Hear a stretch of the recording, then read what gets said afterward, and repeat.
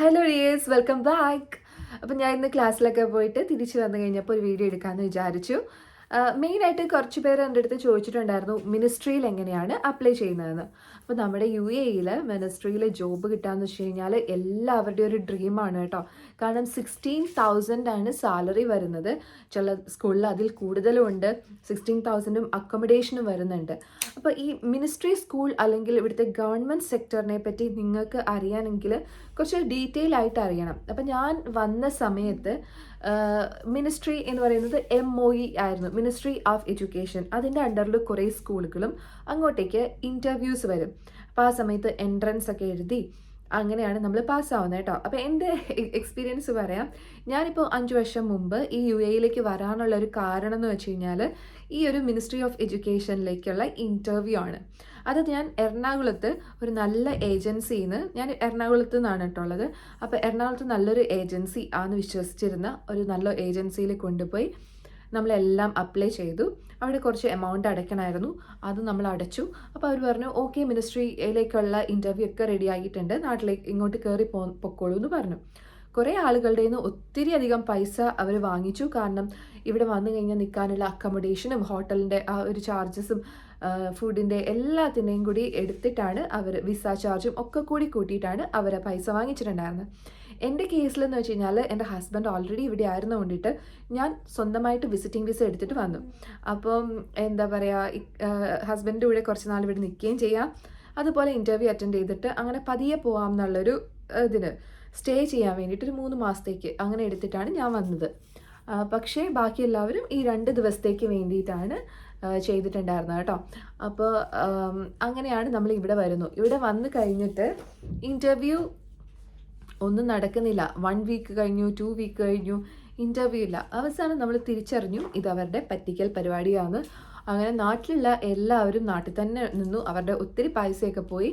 ഞാൻ പിന്നെ പോലീസിനെ കൊണ്ട്, അറിയുന്ന പോലീസുകാരെ കൊണ്ടൊക്കെ വിളിപ്പിച്ച് നമുക്ക് കൊടുത്ത പൈസ തിരിച്ചു കിട്ടി. നമ്മൾ ഒത്തിരി പൈസ കൊടുത്തിട്ടുണ്ടായിരുന്നില്ല. അത് ഭയങ്കര ന്യൂസൊക്കെ ആയിട്ടുണ്ടായിരുന്നു, നമ്മൾ ഇത്ര ആളുകൾ ചതിക്കപ്പെട്ടതിൻ്റെയൊക്കെ. അവരെ അറസ്റ്റ് ചെയ്യുകയൊക്കെ ചെയ്തു. ഇതാണ് എൻ്റെ സ്റ്റോറി. അങ്ങനെ ഞാൻ ഇവിടെ വരുന്നു. ഇവിടെ വന്നു കഴിഞ്ഞപ്പോൾ ഇത് പറ്റിക്കപ്പെട്ടു എന്ന് അറിഞ്ഞപ്പോൾ തൊട്ട് ഞാനിവിടെ അയക്കാൻ തുടങ്ങി. CV ഒക്കെ അയച്ച് പെട്ടെന്ന് തന്നെ ജോബ് കിട്ടി കേട്ടോ, അൽഹംദുലില്ലാ.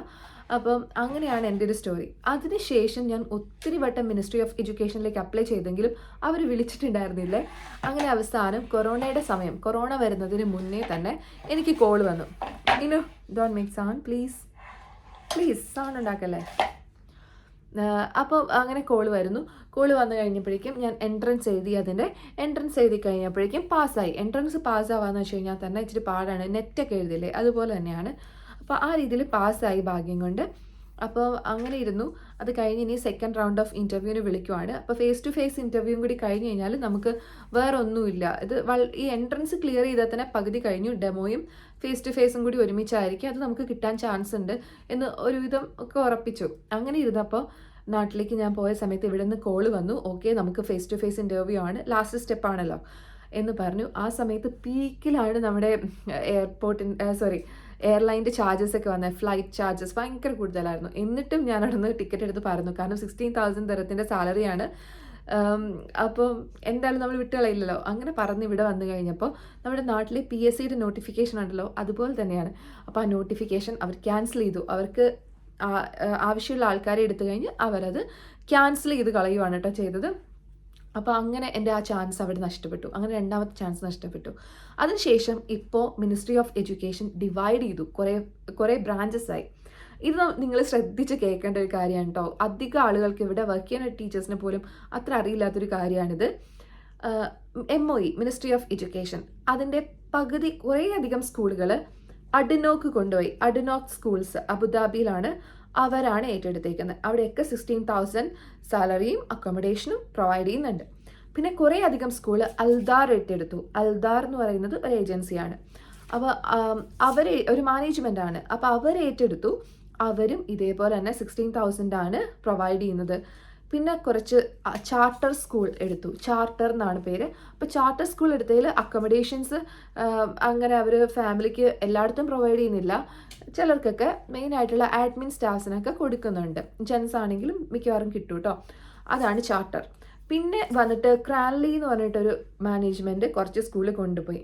പിന്നെ കുറച്ച് സ്കൂള് ബ്ലൂംസ് എഡ്യൂക്കേഷൻ അതിൻ്റെ അണ്ടറിലേക്ക് പോയി. കുറച്ച് താലീം എന്ന് പറഞ്ഞിട്ടൊരു ഇൻസ്റ്റിറ്റ്യൂഷനിലേക്ക് പോയി. പിന്നെ കുറച്ച് അജിയാൽ സ്കൂൾസ് എന്ന് പറഞ്ഞിട്ട് അതും പോയി. ഓക്കെ, ഈ ഓരോ സ്കൂളും എന്താണ്, എങ്ങനെയാണ് അപ്ലൈ ചെയ്യേണ്ടത് എന്നുള്ളത് ഡീറ്റെയിൽ ആയിട്ട് ഞാൻ മറ്റൊരു വീഡിയോയിൽ ചെയ്യുന്നതാണ്. ഓക്കെ, 1 by 1 ആയിട്ടേ പറയാൻ പറ്റുള്ളൂ, എന്നാലാണ് നിങ്ങൾക്ക് മനസ്സിലാവുള്ളൂ. അതുകൊണ്ടിട്ടാണ് കേട്ടോ. അപ്പോൾ ഈ ഒരു സ്കൂളിൻ്റെ മെയിൻ ആയിട്ടുള്ളൊരു കാര്യം പറയാം. അജിയാൽ സ്കൂൾസ് എന്ന് പറയുന്നത് സൈക്കിൾ 1 സ്കൂളുകളാണ്. അതായത് ചെറിയ ക്ലാസ് തൊട്ട് KG തൊട്ട് 4ാം ക്ലാസ് വരെയുള്ള സ്കൂളുകളാണ് കേട്ടോ. ഈ അജിയാൽ സ്കൂളിലാണ് ESC എമിറേറ്റ്സ് എസ്റ്റാബ്ലിഷ്മെൻറ്റ് സ്കൂളുകൾ അത് വരുന്നത്. അപ്പം ഞാൻ ഈ ഒരു വീഡിയോ ഇട്ടതിന് ശേഷം പെട്ടെന്ന് തന്നെ ESCയുടെ വീഡിയോ ആണ് ഇനി ചെയ്യാൻ ഉദ്ദേശിക്കുന്നത്. എങ്ങനെയാണ് എമിറേറ്റ്സ് സ്കൂൾ ഓഫ് എസ്റ്റാബ്ലിഷ്മെൻറ്റിൽ നമ്മൾ അപ്ലൈ ചെയ്യേണ്ടത്, ഡോക്യുമെൻ്റ് അപ്ലോഡ് ചെയ്യേണ്ടത് എന്നൊക്കെയുള്ള ചെറിയൊരു വീഡിയോ പെട്ടെന്ന് തന്നെ ഞാൻ അപ്ലോഡ് ചെയ്യുന്നുണ്ട് കേട്ടോ. അങ്ങനെ 1 by 1 ആയിട്ട് ഞാൻ പറഞ്ഞുതരാം. ഒത്തിരി ആളുകൾക്ക് ഡൗട്ട് ഉണ്ട്, അതുകൊണ്ടിട്ടാണ് എനിക്ക് പറ്റുന്ന രീതിയിൽ എൻ്റെ ഇൻഫർമേഷൻസൊക്കെ, എനിക്കറിയാവുന്ന ഇൻഫർമേഷൻ നിങ്ങൾക്ക് ഞാൻ പറഞ്ഞു തരാണ്. സോ അജിയാൽ എന്ന് പറയുന്നത് സൈക്കിൾ 1 ആണ്. ഇതുപോലെയാണ് എമിറേറ്റ്സ് സ്കൂൾ എസ്റ്റാബ്ലിഷ്മെൻറ്റും. അപ്പോൾ എമിറേറ്റ്സ് സ്കൂൾ എസ്റ്റാബ്ലിഷ്മെൻറ്റിൽ ഹയർ ക്ലാസ്സസും വരുന്നുണ്ട്. ഓക്കെ, അതായത് ഫിസിക്സ് ടീച്ചേഴ്സിൻ്റെയൊക്കെ വേക്കൻസി കാണും. ഫിസിക്സ് എന്ന് പറയുമ്പോൾ ഉറപ്പായിട്ടും 9 തൊട്ടിട്ടാണ് അവർ പറയുക ഫിസിക്സ് എന്ന്. 8 വരെ സയൻസ് ആണല്ലോ. അപ്പം അങ്ങനെ വലിയ സ്കൂളുകളും ഉണ്ട്. അപ്പോൾ അതിൻ്റെ സൈറ്റിൽ സെപ്പറേറ്റ് വേണം നമ്മളത് അപ്ലൈ ചെയ്യാൻ. അൽദാറിന് സെപ്പറേറ്റ് അപ്ലൈ ചെയ്യണം, തലീമിന് സെപ്പറേറ്റ് അപ്ലൈ ചെയ്യണം. അങ്ങനെ പിന്നെ ഈ ചാർട്ടേഡ് സ്കൂൾസും അതൊക്കെ ലിങ്ക് അവർ പ്രൊവൈഡ് ചെയ്യും ഓരോ വേക്കൻസി വരുമ്പോൾ. അത് നമ്മുടെ വാട്സപ്പ് ഗ്രൂപ്പിൽ ഞാനൊരു വാട്സപ്പ് ഗ്രൂപ്പ് ക്രിയേറ്റ് ചെയ്തിട്ടുണ്ടായിരുന്നു. ഇങ്ങനത്തെ നോട്ടിഫിക്കേഷൻസ് ഒക്കെ ഞാനിടും. എപ്പോൾ ഇതിൻ്റെ ഡീറ്റെയിൽസും വേക്കൻസീസും വരുന്നോ ആ സമയത്തൊക്കെ ഞാനതിൽ പോസ്റ്റ് ചെയ്യുന്നുണ്ട്. അപ്പോൾ നിങ്ങൾക്കത് കാണാൻ പറ്റും. നിങ്ങൾക്ക് ലെക്ക് ഉണ്ടെങ്കിൽ അത് കിട്ടുകയും ചെയ്യും കേട്ടോ. ഞാനും അപ്ലൈ ചെയ്യുന്നുണ്ട്, പക്ഷേ ഇത് ലെക്ക് ബേസ്ഡ് ആണെന്ന് ഞാൻ വിശ്വസിക്കുന്നു. കാരണം എന്നെ ഇപ്പോൾ 2 times 3 times ഒക്കെ ഞാൻ ഇൻ്റർവ്യൂ അറ്റൻഡ് ചെയ്തിട്ടുണ്ട്. പലപ്പോഴും ടെമ്പററി ടീച്ചറായിട്ട് തന്നെ എടുത്തിട്ടുണ്ട്. അപ്പോൾ ടെമ്പററി ടീച്ചറായിട്ട് എടുത്തിട്ട് 2-3 months കഴിഞ്ഞ് നമ്മൾ തിരിച്ചു വരണ്ടേ. അങ്ങനെ ആയതുകൊണ്ടിട്ട് നമ്മുടെ കുറേ നാളായിട്ട് ഷാർജയിലാണ് ഞാൻ നിൽക്കുന്നത്. അപ്പോൾ ഈ ഒരു അക്കോമഡേഷൻ കളഞ്ഞിട്ട് പോകാൻ ഇഷ്ടമില്ലാത്തതുകൊണ്ട് ഞാൻ പോയില്ല. അതാണ് മെയിനായിട്ട്. കാരണം ഇപ്പം മോളുണ്ട്, ഹസ്ബൻഡുണ്ട്, എല്ലാവരുടെയും കൂടി നോക്കണ്ടേ. അങ്ങനെ ഒരു ഇഷ്യൂ ഉണ്ട്. അല്ല സ്ഥിരമായിട്ടൊക്കെ കിട്ടുവാണെങ്കിൽ നമ്മൾ ഉറപ്പായിട്ടും പോവും. ന്യൂ കമേഴ്സ് ആയിട്ടുള്ള ആളുകൾക്ക് പെട്ടെന്ന് കിട്ടുന്നുണ്ട്. അത് ഭയങ്കര ഒരു സംഭവമാണ്. ആക്ച്വലി എൻ്റെ ഫ്രണ്ട്സിന് ഞാൻ അങ്ങനെ കണ്ടിട്ടുണ്ട്. കാരണം ഞാൻ തന്നെ പറഞ്ഞു കൊടുത്തിട്ടുള്ള ഫ്രണ്ട്സിനൊക്കെ ആദ്യം തന്നെ കിട്ടുന്നതായിട്ട് കണ്ടിട്ടുണ്ട് കേട്ടോ. അപ്പോൾ നിങ്ങൾക്കും ഇൻഷാല്ലാ കിട്ടും എന്ന് ഞാൻ വിശ്വസിക്കുന്നു. നിങ്ങളും അപ്ലൈ ചെയ്ത് നോക്കുക ഈ ഒരു സൈറ്റിൽ. അപ്പോൾ അതിൻ്റെ വീഡിയോ ഞാൻ നെക്സ്റ്റ് ഇടുന്നതാണ്. പിന്നെ ക്രാൻലി എന്ന് പറയുന്നത് ഒരു സ്കൂളുണ്ടെന്ന് പറഞ്ഞില്ലേ, അതും അബുദാബി ബേസ്ഡ് ആണ്. ഈ ഒരു സ്കൂളുകളിലൊക്കെ ഏറ്റവും കൂടുതൽ താലീം സ്കൂൾസ് മാത്രമാണ് ദുബായിലുള്ളത് എൻ്റെ അറിവിൽ കേട്ടോ. കാരണം അൽദാർ ആയാലും ചാർട്ടർ സ്കൂൾസ് ആണെങ്കിലും അഡിനോക്ക് ആണെങ്കിലും അബുദാബിയിലാണുള്ളത്. പിന്നെ ഫുജൈറ ഭാഗത്തൊക്കെയാണ് ബ്ലൂംസും ഒക്കെ കൂടുതലായിട്ട് കണ്ട്, റാസൽ ഖൈമയിലൊക്കെ. പിന്നെ ചാർട്ടർ സ്കൂൾസ് എല്ലായിടത്തും തന്നെ ഉണ്ട്, എന്നാലും വളരെ ദുബായ് ഷാർജ ഏരിയയിലൊക്കെ വളരെ കുറവാണ്, അങ്ങനെ കണ്ടിട്ടില്ല. പിന്നെ അജ്മാനിൽ എമിറേറ്റ്സ് സ്കൂൾ എസ്റ്റാബ്ലിഷ്മെൻറ്റും അജിയാൽ സ്കൂൾസും ഇഷ്ടംപോലെ ഉണ്ട്. കിട്ടാൻ നല്ല പ്രയാസമാണ് കേട്ടോ. എന്നാലും നമ്മൾ കീപ്പ് ഓൺ ട്രൈ ചെയ്യുക എന്നുള്ളത് മാത്രമാണ്. നമുക്ക് വേറൊരു ജോബിൽ എങ്ങനെയെങ്കിലും കയറാൻ നോക്കുക. പ്ലസ് ഇതിലും ഇങ്ങനെ അപ്ലൈ ചെയ്തുകൊണ്ടിരിക്കുക. എപ്പോഴാണ് നമുക്ക് ഭാഗ്യം വരുന്നതെന്ന് അറിയില്ലല്ലോ. കൂടുതലും IGCSE എക്സ്പീരിയൻസ് ഒക്കെ നിങ്ങൾക്ക് ഉണ്ടെങ്കിൽ കിട്ടാൻ കുറച്ചും കൂടി എളുപ്പമാണ്. കുറേ പേരൊക്കെ മാലിദ്വീപിലൊക്കെ പോയിട്ട് IGCSE ഒക്കെ വർക്ക് ചെയ്തിട്ട് വരുന്നവരുണ്ട്. അങ്ങനെയുള്ളവർക്കൊക്കെ ആണെങ്കിലും കുറച്ചും കൂടി എളുപ്പമാണെന്ന് എനിക്ക് തോന്നുന്നുണ്ട് കേട്ടോ. അപ്പോൾ ഇതാണ് പബ്ലിക് സ്കൂൾസിലെ ഒരു മൊത്തത്തിലുള്ള ഒരു കാഴ്ച എന്ന് പറയുന്നത്, ഒറ്റ നോട്ടം. അപ്പോൾ പബ്ലിക് സ്കൂൾസിൽ വരുന്ന സിലബസ് 3 സിലബസ് വരാറുണ്ട്. മെയിനായിട്ടും വരുന്ന സിലബസ് MOE കരിക്കുലം ആണ്. MOE കരിക്കുലം, പിന്നെ UK കരിക്കുലം അല്ലെങ്കിൽ US curriculum. Okay, American curriculum എന്ന് പറയുന്ന സംഭവം തന്നെ. അതിൽ UK ആവാം, US ആവാം. പിന്നെ വരുന്നത് ബ്രിട്ടീഷ് കരിക്കുലമാണ്. ബ്രിട്ടീഷ് കരിക്കുലം 2 ആയിട്ടാണ്. ഒന്നില്ലെങ്കിൽ IB കരിക്കുലം ആവാം, അല്ലെങ്കിൽ UK ബേസ്ഡ് ആയിട്ടുള്ള കേംബ്രിഡ്ജിൻ്റെ IGCSE ബോർഡായിരിക്കും. അപ്പോൾ ഇത്രയാണ് നമ്മുടെ അവിടുത്തെ കരിക്കുലം വരുന്നത്. CBSE എക്സ്പീരിയൻസ് എന്ന് പറയുന്നത് നമുക്ക് ഒരു അഡ്വാൻറ്റേജ് എന്നല്ലാതെ അത്ര വലിയ അഡ്വാൻറ്റേജ് എന്ന് നമുക്ക് പറയാൻ പറ്റില്ല. നമുക്ക് എക്സ്പീരിയൻസ് എന്നല്ലാതെ അഡ്വാൻറ്റേജ് എന്ന് പറയാൻ പറ്റില്ല. എപ്പോഴും നമ്മൾ UK അങ്ങനെയൊക്കെ എക്സ്പീരിയൻസ് ഉള്ളവരാണ് കുറച്ചും കൂടി ബെറ്റർ എന്ന് ഞാൻ പറയും. പിന്നെ ഇതാണ് ഞാൻ മൊത്തത്തിൽ ഇന്ന് ഇടിച്ചിട്ടിട്ട് പോവാണോ.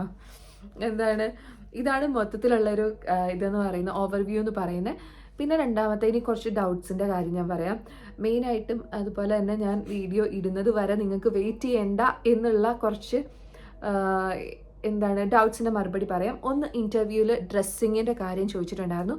ഇൻ്റർവ്യൂവിൽ എപ്പോൾ പോകുമ്പോഴും ലേഡീസ് ആണെങ്കിലും ജെൻസ് ആണെങ്കിലും ഒഫീഷ്യൽ വെയർ വേണം യൂസ് ചെയ്യാനായിട്ട്. ഒഫീഷ്യൽ വെയർ എന്ന് പറയുമ്പോൾ അറിയാലോ, പാൻറ്റ്, മറ്റേ സ്യൂട്ട് കോട്ട് എന്നുള്ള സെറ്റപ്പിലാണ് നമ്മൾ പോകേണ്ടത്. UK സ്കൂൾസിലെല്ലാം നമ്മൾ ഡെയിലി അത് തന്നെയാണ് ഇടുന്നത്, അമേരിക്കൻ ആണെങ്കിലും. പക്ഷേ ഇന്ത്യൻ സ്കൂൾസിലാണെങ്കിൽ അവിടെ ചെല്ലുമ്പോൾ അത് നിർബന്ധമില്ല, ഷർട്ടും പാൻറ്റും ഇട്ടാലും മതി കേട്ടോ.